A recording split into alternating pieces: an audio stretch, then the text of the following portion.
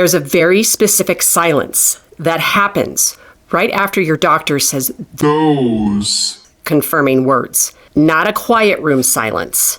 The kind where everything keeps moving. Their mouth, the typing, the hum of the lights, but your brain just stops. I know that silence. It's right after being told you have multiple sclerosis. I've also seen it from the other side of the room as a nurse, watching someone else's world just stop in real time. Almost no one tells you what to do with it. That changes now with this video.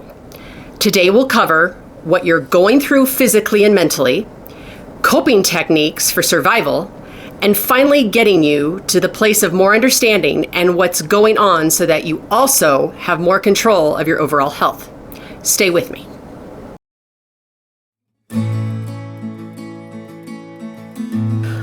All right, quick context for anyone who is new here. I'm a registered nurse and I have multiple sclerosis.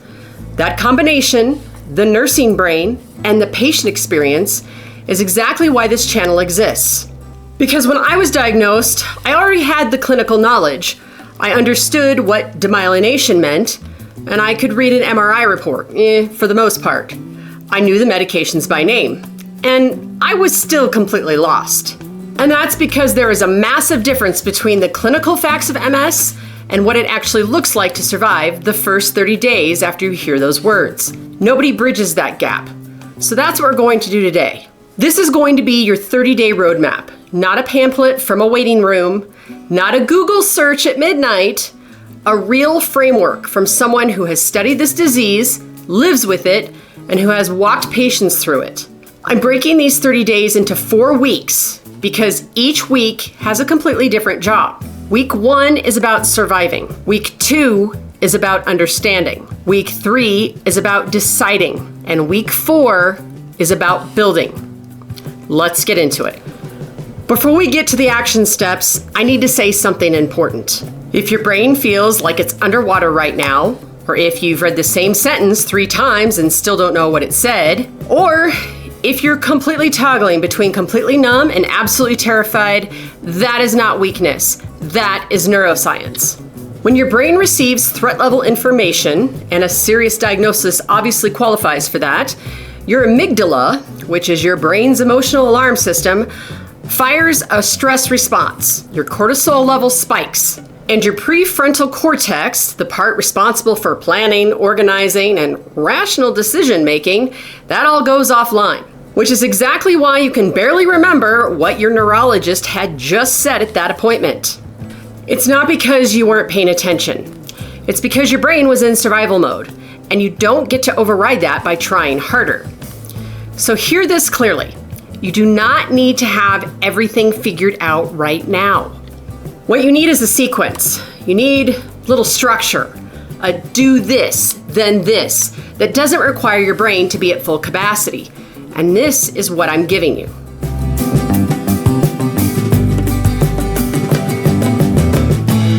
Week 1, days 1 through 7. The only job you have this week, and I mean the only job, is not to make things worse. Here's what that means. All right, step 1, stop Googling. I know, you've already done it. You found the life expectancy statistics and the worst case progression tables of all times, case studies from the 90s that have absolutely nothing to do with where MS medicine is right now. And here's the clinical truth. MS research has transformed dramatically over the last decade. The disease-modifying therapies available today, and there are over 20 FDA-approved options, have fundamentally changed the long-term outlook for most people with relapsing remitting MS. The data on quality of life and disability prevention looks nothing like it did 20 years ago. What Google is showing you is a combination of outdated studies, fear-click content, and worst-case outliers. This is not your future. It's just not your future, period. So the rule for week 1, if it's not coming from your neurologist, the National MS Society, or maybe MSAA, or your MS nurse specialist, close the tab. I'm looking at you, 3 a.m. rabbit holes. You know who you are. Step 2, tell one person. You don't need to announce this to everyone, and you may not want to, but you need to tell one person. A partner, a parent, a best friend. Someone who can sit with you in this without immediately trying to fix it. Not because you need to be taken care of. This is because isolation in those early weeks does real, measurable damage. That fight or flight or chronic stress elevates inflammatory markers, and your inflammation is already your enemy with this disease. Letting someone in is not vulnerability. It's actually a medical decision. Step 3, start writing everything down. Get a notebook, journal, fancy journal, whatever, your phone notes app, anything. After every appointment, every phone call, every question that surfaces at 2 a.m, write it down. Because you will not remember it. Not because MS has affected your memory yet, but because acute stress actively impairs the consolidation of new information. That is not a character flaw, that is just biology and science. And your future self will thank you for every single little note. Okay. Can I just stop for a second? Because I need to say something that I don't think anyone said to me early enough in this process. And that's, you did not do anything wrong. You didn't cause this, you didn't miss something, and you are not broken. You have just been given incredibly difficult information about your own body in the middle of what is probably the hardest stretches of your life. And the fact that you are here right now looking for a roadmap instead of spiraling, that's already evidence of who you are, okay? So, on to week 2.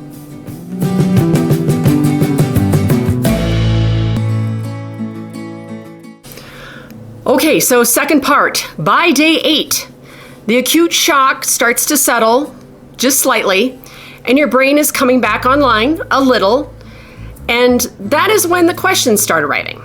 What type of MS do I actually have? What does my MRI mean? What is a DMT? Do I need one now? What happens if I wait? All this. Week 2's job is to get informed. Strategically, not frantically. So step 1, get clarity on your diagnosis type. So there are 4-ish types of MS. There's relapse remitting, secondary progressive, primary progressive, and progressive relapsing. Meh. Roughly 85% of those people are initially diagnosed with relapsing remitting. And this is characterized by defined relapses followed by periods of partial or full recovery.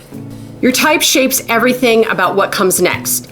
Your treatment options, your monitoring schedule, and your prognosis conversation. If you left your diagnosis appointment not entirely clear on which type you have, well, write that down as your first question for your next neurologist visit. Okay, step 2. Understand what your MRI is actually telling you.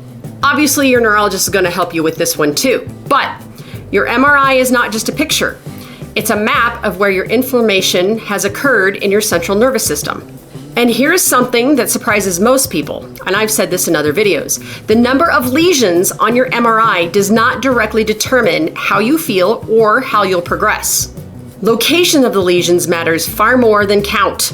So, a lesion in a critical pathway, like your optic nerve or your spinal cord, can have a significant functional impact. A lesion in a less eloquent area, if you will, may produce no symptoms you can detect at all. Ask your neurologist this specific question. What does my MRI tell you about my disease activity? Because the answer to that question will drive whether they recommend starting treatment immediately or maybe just monitoring first. Okay, step 3. Begin building your medical team. Your neurologist is not your only player. Depending on your symptoms, you may want eventually to add a neurologist physiotherapist, an MS nurse coordinator, maybe an occupational therapist, or a psychologist who works with chronic illness. In this week, you don't need everyone in place. It's cool. You need to ask one question. Who else should be part of my care team right now? Hey, real quick. If this is landing for you, if this is the kind of perspective you didn't know you needed, this is what I post here every week. Nursing knowledge, MS lived experience, and I don't sugarcoat it. A subscribe generally helps me keep making it. And honestly, you are going to want this information as you move through the next few months. So if it feels right, welcome. I'm glad you're here. All right, week 3. This is the big one. Here we go.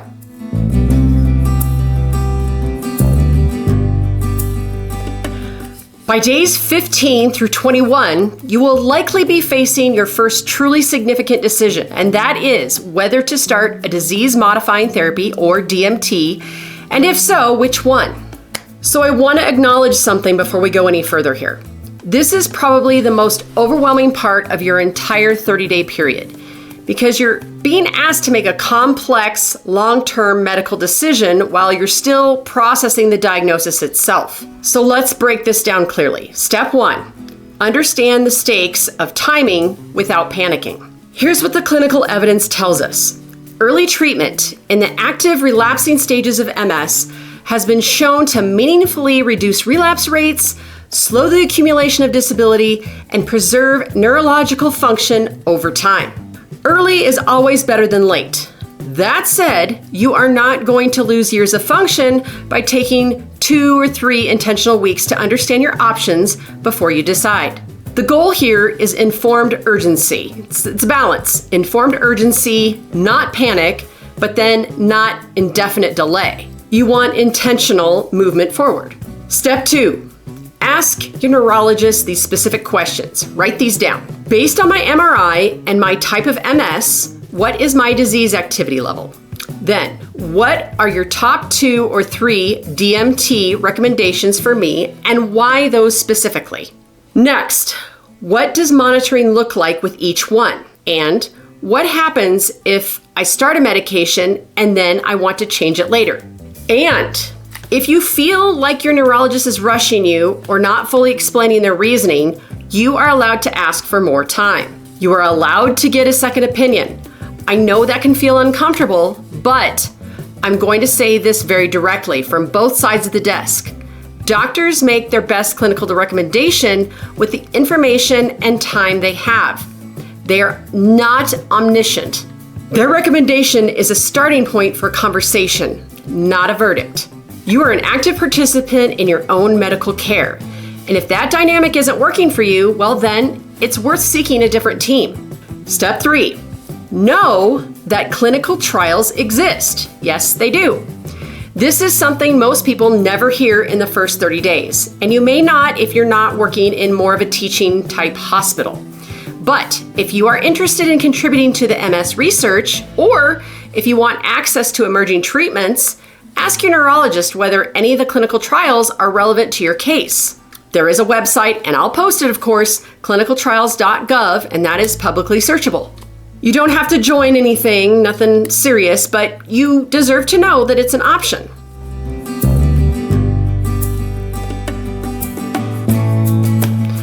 Okay, week 4, days 22 through 30. And this is where you stop reacting and start building. The acute phase of diagnosis is starting to settle. Definitely not as bad as the very beginning. You have more information than you did 3 weeks ago. You may have started a treatment conversation. Your brain is functioning more normally. Now, it's time to lay the foundations that are going to serve your nervous system for the long run. Foundation 1, sleep. This is a non-negotiable. Your nervous system repairs and regenerates during sleep. For MS specifically, sleep disruption worsens fatigue, cognitive function, mood, and immune regulation, which are often, well, it's already impacted by the disease itself. If you're not sleeping, that is definitely a conversation to have with your neurologist. This is not something to push through. Okay, foundation 2, movement. Any movement. I am not asking you to train for Ironman, okay? Nothing like that. I'm just asking you to not stop moving. The research on physical activity and MS is consistent. Regular movement, walking, swimming, gentle yoga, whatever is accessible to your body right now, reduces fatigue, supports cognitive function, yet again, improves mood, and may slow disease progression over time. In week 4, the goal is not fitness. It's just to establish that movement that belongs in your life as like a part of your general lifestyle. Even 10 minutes counts. Okay, foundation 3, Vitamin D. Vitamin D levels are specifically relevant in MS. The literature connecting low vitamin D to increased disease activity and relapse risk is solid enough that most MS neurologists will test your levels and often recommend supplementation. I'm on it myself. If yours hasn't been checked, well, ask. It's a simple blood test with meaningful clinical implications, but more than likely they probably will order it. Foundation 4, guys, your emotional health. This one is last. It's so not the least. A new MS diagnosis carries grief. It's really the same as if when you lose a loved one. Real, legitimate grief for the version of the life you thought you were going to have and for the certainty that just got taken away. Managing that grief is not something willpower can just handle on its own. So, if your healthcare system has a psychologist or a social worker who works with chronic illness, use them. The National MS Society also offers peer support programs found in your area. There's tons, I promise you, where you can be connected with someone who has been living with MS for years. You are not expected to process this alone, and asking for support is not falling apart. It is honestly one of the most medically sound things you can do. Here's what I want you to hold on to from everything that we covered today.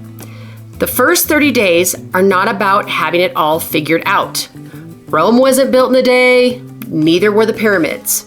They are about surviving week 1, getting informed in week 2, making intentional decisions in week 3, and building the habits that will carry you forward in week 4. And that's it. That's the whole framework. You are learning a language your brain was never given time to prepare for, in the middle of one of the most disorienting experiences of your life. I was a nurse. I had medical training. I had colleagues I could call, and I still needed someone to hand me a roadmap. So if you're sitting there right now feeling like you should somehow be handling this better, I want you to let that go. Because the fact that you showed up here and you've stayed this whole time, well, then that's already you doing the work. And good for you. You are going to find your footing with this. I promise.